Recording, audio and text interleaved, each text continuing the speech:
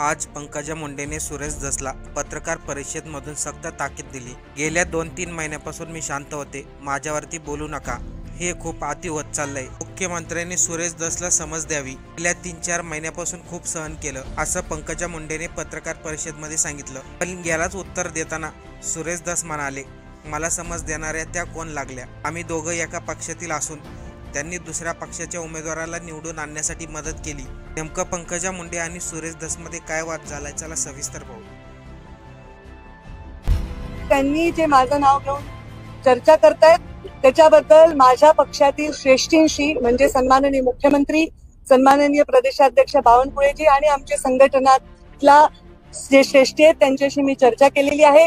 ज्या विषयामध्ये कुठलाही संबंध नसताना माझ्या नावाचा उल्लेख करणं किंवा कुठल्याही टिप्पणी करणं वैयक्तिक पद्धतीने हे त्यांनी करणं अपेक्षित नाही आणि त्यांनी ते करू नये। पक्षाच्या भूमिकांना ठेच पोचू नये म्हणून मी गेले 4-5 महिने नागपूर अधिवेशनापासून ते आतापर्यंत गप्प बसले।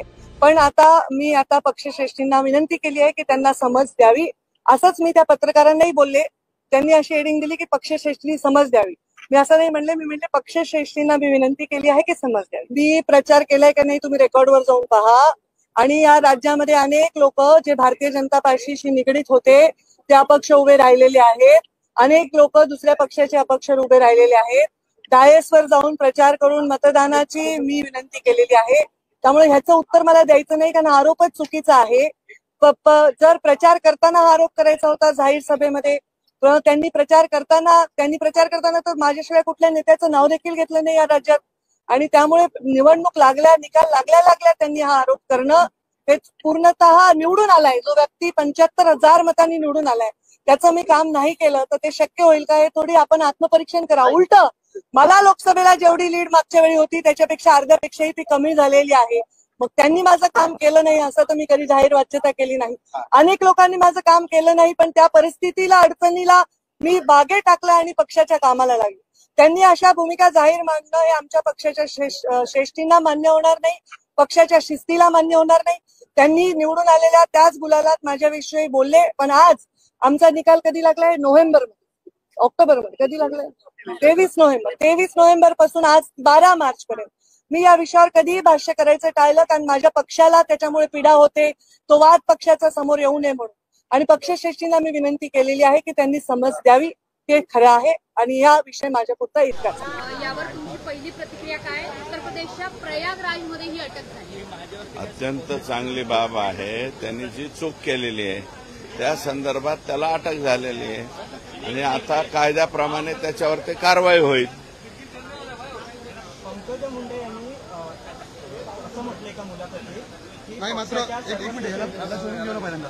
आत्ताच सर्व विरोधक 2 दिवस झाले तुमचा आरोप करत होते, तुमच्यामुळे कुठेतरी खोक्याला अडवलं जात आहे, पोलिसांकडून दाबलं जात आहे, लपवलं जात आहे। अजिबात नाही, मी कोणत्या पोलिसला कधी फोन लावत नाही। त्याला अटक करा म्हणलं तर मी स्पष्टपणे माझ्या मुलाखतीत म्हणलं ना, त्यांनी जे चूक केली असेल त्याच्यावर कारवाई करा, तर त्याच्यावरती कारवाई झालेली आहे। आता अटक झालेली आहे त्याच्यावरती पोलीस जे काही कलम लागलेले आहेत त्या कलमाप्रमाणे कारवाई करेल। पंकजा मुंडेंनी एका मुलाखतीत म्हटलंय की पक्षश्रेष्ठीने फडणवीसांनी सुरेश धस यांना समज द्यावी। ज्या पद्धतीने त्यांनी आमच्यावर आरोप केले त्यांचा काही संबंध नसलेला ते अत्यंत चुकीचं आहे। सुरेश धस हे सगळीकडे कॅमेरे घेऊन जात होते, मात्र धनंजय मुंडे यांची भेट घ्यायला ते बिना कॅमेऱ्या गुपचूप का गेले?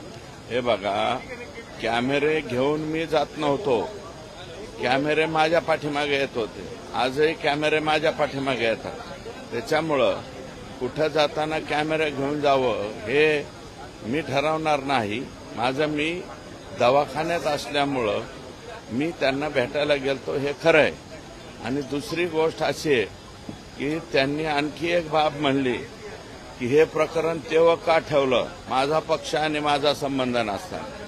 तर संतोष देशमुख हा भारतीय जनता पार्टीचा बूथ प्रमुख आहे आणि बूथ प्रमुखासाठी मी हे प्रकरण तेवढ ठेवलंय आणि आणखी काही दिवस जोपर्यंत संतोष देशमुखच्या खुन्यांना फाशी होत नाही तोपर्यंत हे प्रकरण मी तेवढ ठेवणार।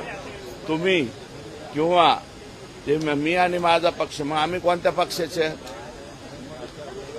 आम्ही भारतीय जनता पार्टी गांधर्व विवाहामध्ये आहेत का? भारतीय जनता पार्टीतच आहेत ना. विधानसभेला सुद्धा त्यांचं एकच सीट होतं. माझ्या सीटबद्दल ते म्हणत नव्हतं. माझ्या इथं त्यांचं शिट्टी हे चिन्ह होतं. शिट्टी हे चिन्ह होतं. पंकजाताईंचं आष्टी मतदारसंघात कमळ हे चिन्ह नव्हतं. त्यांचं चिन्ह शिट्टी होतं. त्याच्यामुळे ते तसं म्हणत असतं. मी मंत्री झाले परंतु पंकजाताई म्हणतात की सुरेश धसांना नेता आहे तरी सुद्धा तुम्ही माझ्याबद्दल नाही, मी टीका काय करतोय? संतोष देशमुख सारखं अतिशय भयानक प्रकरण घडलेलं असताना त्या स्वतः संतोष देशमुखच्या घरी भेटायला गेल्या नाही. त्या प्रकरणाबद्दल भ्रशब्द बोलल्या नाही. धनंजय मुंडेंच्यावरती एवढे आरोप होत होते, त्याच्यामध्ये त्या बोलल्या नाही. ज्यावेळेस धनंजय मुंडेंचं मंत्रिपद गेलं त्याच्यानंतर ते म्हणतात उशीर झाला, मग ह्यांना म्हणजे शपथच द्यायला नको होती, अमकं तमकं. कधी पद गेल्यावर, जोपर्यंत ते पदावर होते तोपर्यंत तुम्ही एक शब्द बोलले नाही. आम्ही मात्र ते पदावर होते तरी त्यांना या पदावरून हटवावं अशा प्रकारची मागणी त्या ठिकाणी करत होतो. चुकीची काय मागणी होती? त्यांचं असं म्हणणं आहे की मी मंत्री झाल्यानंतरच सुरेश धस यांना गुन्हेगारी आहे की पंकजा मुंडे मंत्री झाले त्याच्यानंतरच तुम्हाला दिसली असं? नाही, ते कोणाकडे बळावली? तुम्ही दोघंही नेते जे माजी मंत्री आणि मंत्री आहेत यांच्याच भागातून बळावलेली गुंडगिरी आहे. आमच्या इकडे गुंडगिरी नाहीये. मर्डरचं प्रमाण बघा, सगळं परळी.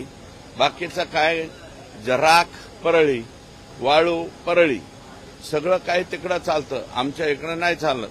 आणि त्यांचं दुःख हेच आहे, आमच्या इकडं त्यांच्या विचाराचा माणूस निवडून आला नाही. तुम्ही भाजपमध्ये असताना त्यांनी अपक्षांना पाठिंबा द्यायचं कारण काय होतं?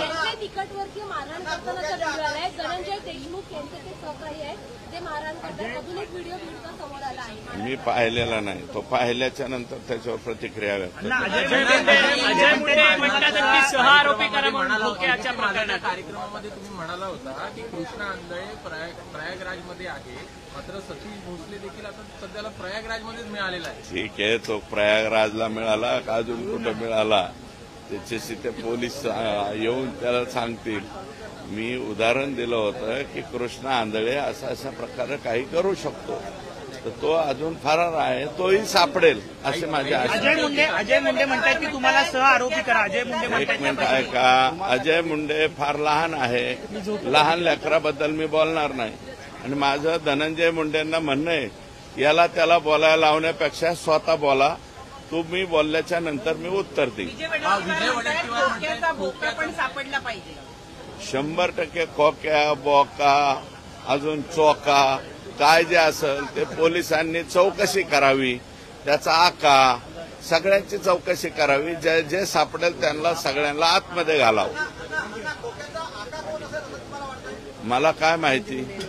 पण अण्णा तुम्ही म्हणतात की पंकजाताईंचा विचारांचा माणूस निवडून आला नाही. पंकजाताई तर या भाजपमध्ये आहेत तरी देखील अशा पद्धतीनं आष्टी विधानसभा मतदारसंघात त्यांच्या विचाराचा माणूस निवडून आलेला नाही. मी भारतीय जनता पार्टीचा माणूस म्हणून निवडून आलेलो आहे. पंकजाताईंची तक्रार तुम्ही राष्ट्रीय नेतृत्वाकडे करणार आहात? 100% करणार. आतापर्यंत केले नाही, आता लेखी स्वरूपात करणार. पंकजा म्हणतात की मी राष्ट्रीय नेता आहे, मुख्यमंत्र्यांसोबत समजले का? मी लहान मुलांना बोलणार नाही. त्यांचे जे थोरले भाऊ आहेत ते बोलल्यावर मी बोलत. एक मिनिट ऐका, लहान लेकरांना मी बोलणार नाही. जो अजय आहे तो खूप लहान आहे. अजयला बोलायला लावलेलं आहे. कोणी बोलायला लावलेलं ते माहिती आहे. माझं त्यांनाच आव्हान आहे, अजयला काय बोलायला लावतात तुम्ही स्वतः बोला.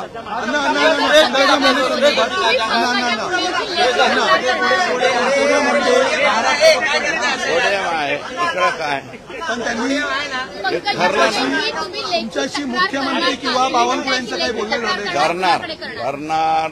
राज्याचे मुख्यमंत्री प्रदेशाध्यक्ष यांच्याकडे करणार. त्यांनी सुद्धा मुख्यमंत्री बावनकुळे सांगितलेलं आहे. तुमच्याशी काय मला बोलणं समज झालं का देण्याचं काय कारण? मला समज द्या, मी काय भारतीय जनता पक्षाचा उमेदवार सोडून दुसऱ्या उमेदवाराचा प्रचार केलेला नाही. त्यांनी भारतीय जनता पार्टीचा उमेदवार सोडून दुसऱ्याचा प्रचार केलेला आहे. शिट्टी या चिन्हाचा प्रचार केलेला आहे. मग कारवाई करायची तर त्यांच्यावर कारवाई करा, असं माझं मत आहे. मुख्यमंत्री किंवा तुम्ही राष्ट्रीय सचिव स्वतःला मानता आणि बीड जिल्ह्यात माझी एकच सीट मानता, मग कसं काय राष्ट्रीय सचिव असू शकतो? त्यांनी 2 सीट, भारतीय जनता पार्टीच्या 2 सीट होत्या ना, एक नमिता मुंदडा आणि दुसरा सुरेश धस. मग 2 सीट म्हणायला पाहिजे. त्यांच्या भाषणाची क्लिप आहे तुमच्याकडे. बीड जिल्ह्यात माझ्या वाट्याला एकच सीट आहे म्हणलं. पक्षविरोधी कारवाईसाठी तुम्ही पत्र लिहिणार का? संतोष काय आणि हे जे चाललंय ना, खोक्या बोका, परत कुठं प्रकाश दादाचं काहीतरी काढायचं, जुने संदीप क्षीरसागरचे व्हिडिओ काढायचे. अरे आरोपी व्हायला भाजीपाला आहे काय? कसे बी आरोपी होतात का काय? कशात बी कशाचा काही संबंध नसताना, काही नसताना आरोपी कसे होते? उचलली जीभ लावली टाळ्याला, असं चालत नाही. तर हे बाकीच्या लोकांची बदनामी कशी होईल असा प्रयत्न चाललेला आहे. आणि संतोष देशमुख खून प्रकरणावरून लक्ष विचलित करण्यासाठी हे वेगवेगळे गेम चालतात. एकंदरीत गांभीर्यता कमी केली जाते का?